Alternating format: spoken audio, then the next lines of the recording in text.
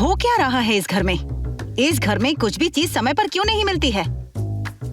अभय अचानक एक डरावने सपने से जागा जो उसे सालों से परेशान कर रहा था कि तभी उसे अपनी सास की चिल्लाने की आवाज सुनाई दी और वो अपने कमरे से बाहर आ गया। मॉम, आप क्या ढूंढ रही हैं? मुझे बताइए, मैं आपकी हेल्प कर देता हूँ। तुम मेरी मदद करोगे जो खुद अपने ससुराल वालों के पैसों पर पल रहा है, उनकी 2 टाइम की झूठन से अपना काम चलाता है, अपनी बीवी का खर्चा उठाना तो दूर, उसकी देखभाल भी नहीं कर सकता। वो मेरी मदद करेगा? अगर करना चाहते हो तो शांति दो और अपना बोरिया बिस्तर बांधो और दफा हो जाओ मेरे घर से। अभय अपनी सास की बातों को और बर्दाश्त नहीं कर सका और अपने कमरे में चला गया। पिछले 3 साल से वो अपने ससुराल में रह रहा है। आज तक वो अपनी पत्नी को कुछ भी नहीं दे पाया। यहाँ तक कि उसकी बीवी को भी लगता है कि अभय एक नालायक शख्स है जो अपनी जिंदगी में कुछ नहीं कर सकता। अभय अपनी सोच में डूबा हुआ ऑफिस के लिए लेट हो चुका था। उसे पता था आज तो उसकी क्लास पक्का लगने वाली है। मिस्टर अभय यहाँ पर जब चाहे आ जा सकते हैं। उसे परमिशन मांगने की जरूरत नहीं है। आखिर ये उसके पिता की कंपनी है ना?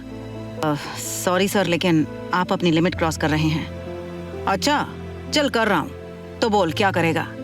और वो सब छोड़, तू मुझे ये बता कि पिछले 3 महीने से तू मुफ्त की तनख्वाह ले रहा है। तूने आज तक कितने फ्लैट बेचे हैं बता। मुझे कल सुबह 9 बजे से पहले पहले कम से कम 100 फ्लैट बेच कर दिखा, वरना यहाँ से अपनी बीवी के साथ निकल जाना। अभय को मैनेजर राजेश की बातें सुनकर गुस्सा आ रहा था, लेकिन वो जानता था कि अगर उसने ऐसा कुछ किया तो उसे और उसकी पत्नी को नौकरी से निकाल दिया जाएगा। अपनी पत्नी की खातिर अभय चुप रहा और जाने के लिए मुड़ गया। तभी मैनेजर राजेश ने फिर से बोलना शुरू किया। अभी मेरी बात पूरी नहीं हुई। मैं तुम्हारी पत्नी की नौकरी की गारंटी दे सकता हूँ। अगर तुम 100 अपार्टमेंट नहीं बेच सकते तो कोई नहीं, बस अपनी पत्नी को हमारे बॉस के साथ एक डिनर के लिए भेज देना और उसकी नौकरी सुरक्षित रहेगी। अपनी बीवी के लिए अभय ने जैसे ही ये सुना, उसने मैनेजर राजेश का कॉलर पकड़ लिया। लेकिन तब तक दोनों की नजर एक खूबसूरत लड़की पर पड़ी। उसी पल अभय के पास एक फोन कॉल आया।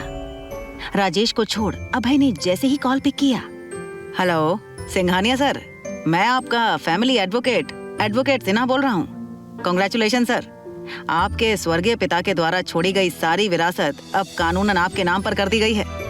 आप अब उसके इकलौते वारिस हैं। इकलौता वारिस? आखिर ये कैसे हो सकता है? क्योंकि अभय तो एक लावारिस है। क्या सच में अभय बन चुका है करोड़ों का मालिक? क्या कोई कर रहा है अभय से भद्दा मजाक, या फिर सच में चमक उठी है उसकी किस्मत? अभय अगर अमीर है तो वो अपने ससुराल के पैसों पर क्यों जी रहा है? कौन सा सपना है जो उसे हमेशा सताता है? कैसे एक सच से बदलेगा लोगों का रिएक्शन? जानने के लिए क्लिक प्ले नाउ और सुनिए अभय की twisted life story, mister Amirzada, only on pocket FM।